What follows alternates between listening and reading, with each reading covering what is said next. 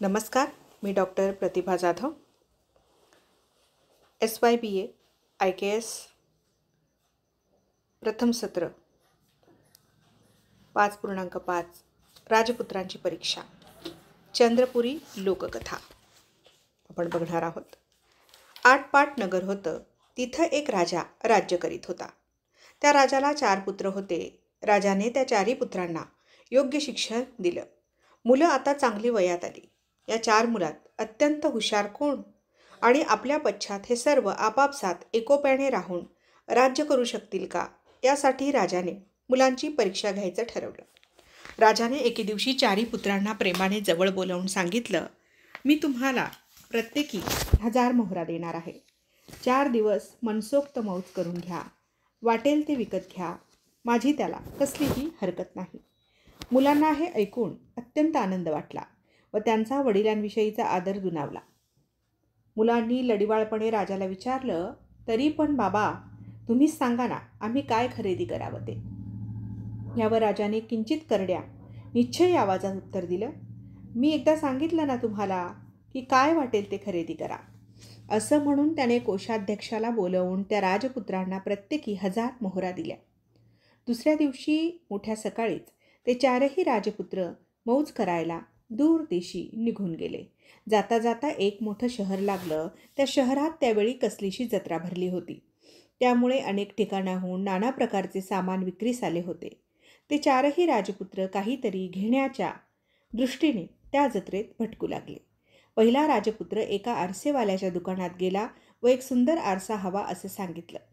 दुकानदाराने बरेचसे आरसे दूर सारीत एक आरसा काढून दाखवला व म्हणाला, हा आरसा नुसते रूपच दाखवतो असं नाही, तर कुठं काय घडतं हेही तो दाखवू शकतो. राजपुत्राला तो विचित्र आरसा फार आवडला. त्याने त्या दुकानदाराला त्याची किंमत विचारली. 1000 मोहरात मी 1 मोहरसुद्धा कमी घेणार नाही, दुकानदार उत्तरला. राजपुत्राने त्याला 1000 मोहरा मोजून दिल्या आणि तो आरसा घेतला. दुसरा राजपुत्र लाकडी खेळण्याच्या आळीत शिरला होता. तो एका सुताराच्या दुकानासमोर उभा राहिला व ती खेळणी पाहू लागला. थोड्या वेळाने त्याने दुकानदाराला त्यातील सर्वात उत्तम असं खेळणं द्यायला सांगितलं. दुकानदारानं क्षणभर मनाशी विचार करून एक मोठा थोरला लाकडी घोडा राजपुत्राला दाखवला. राजपुत्राने त्याला या घोड्याचा गुण काय म्हणून विचारलं. त्यावर दुकानदारानं उत्तर दिलं, ह्या घोड्यावर बसून आपण जेथे जावायची इच्छा कराल तेथे तो तात्काळ पोहोचवेल. असं राजपुत्र अधीरतेने उद्गारला व विचारू लागला, काय आहे ह्या घोड्याची किंमत? 1000 मोहरा. 1 मोहरसुद्धा मी कमी घेणार नाही, दुकानदार उत्तरला. राजपुत्राने त्याला 1000 मोहरा मोजून दिल्या. घोडा विकत घेतला. तिसरा राजपुत्र एका भांड्यांच्या दुकानात गेला. सुंदर भांडी मागू लागला. दुकानदाराने त्याला एक ताट व 4 वाट्या दाखवल्या. राजपुत्राने त्यांचा गुण विचारला. त्यावर दुकानदाराने सांगितलं, तुम्ही स्वच्छ आंघोळ करून ह्या ताटावर ओले फडके पसरा व मनात ज्या पक्वानाची किंवा भोजनाची इच्छा कराल ते आपोआप ताटवाट्यातून वाढून येईल. राजपुत्राने त्याची किंमत विचारली. 1000 मोहरात 1 मोहरसुद्धा मी कमी घेणार नाही, दुकानदार म्हणाला. राजपुत्राने 1000 मोहरा मोजून दिल्या. ते ताट आणि वाट्या घेतल्या. चौथा राजपुत्र जेथे वैद्य लोक जडीबुटी विकत होते त्या आळीत शिरला व एका दुकानासमोर उभा राहून त्याने एक जडीबुटी उचलली व दुकानदाराला तिचा गुण विचारला. तेव्हा तो सांगू लागला, ती जडी 7 वेढ्यांनी उगाळली की तिचं चाटण मृत प्राण्याच्या जिभेला लावलं तर तो सजीव होईल. पण एवढ्याशा जडीची किंमत 1000 मोहरा पडतील. 1 मोहरसुद्धा मी कमी घ्यायचा नाही. राजपुत्राने त्याला 1000 मोहरा दिल्या. ती जडीबुटी घेऊन तो आपल्या निवासस्थानाकडे येऊन पोहोचला. तेथे येऊन पाहतो तो अगोदरच त्याचे 3 बंधू आलेले दिसले. सर्वांनी आपापल्या वस्तू परस्परांना दाखवल्या व वस्तूंची प्रचिती पाहण्याचं ठरवलं.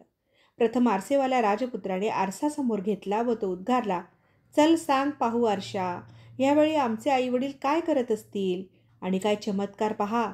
त्यात राणी मृत होऊन पडलेली आहे आणि राजा प्रजाजनांसह राणीजवळ शोक करीत बसलेले आहेत, असं त्याला दिसलं.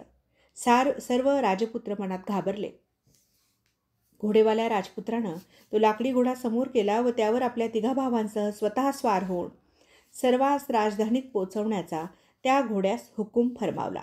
आणि आश्चर्य हे की डोळ्याचं पातं लवतं न लवतं तोच ते सर्व राजपुत्र राजधानीला येऊन पोहोचले.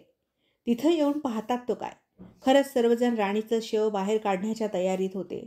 जडीवाल्या राजपुत्राने झटकन पुढे होऊन त्यांना थांबायला सांगितलं आणि त्याने जडीबुटी काढून 7 वेढे उगाळले. ते चाटण राणीला दिलं. राणीने डोळ्यांची हळूहळू उघडझाप करीत चौफेर नजर टाकली. राणी जिवंत झाली हे पाहून राजाला आणि प्रजाजनांना फार आनंद वाटला. पण भूक लागली म्हणून राणी सारखी ओरडत होती. ताटवाटी खरेदी करणाऱ्या राजपुत्राने झटकन अंघोळ केली. ओले फडके त्या ताटावर पसरून सुंदर सुंदर पक्वानांच्या भोजनाची मागणी केली.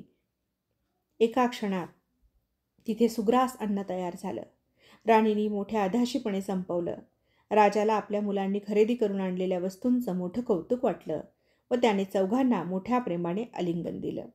त्यानंतर तो राजा दीर्घकाल सुखाने व ऐश्वर्याने राज्य करता झाला. विनायक वासुदेव जोशी लिखित चंद्रपुरी लोककथा या पुस्तकातून ही कथा घेतलेली आहे.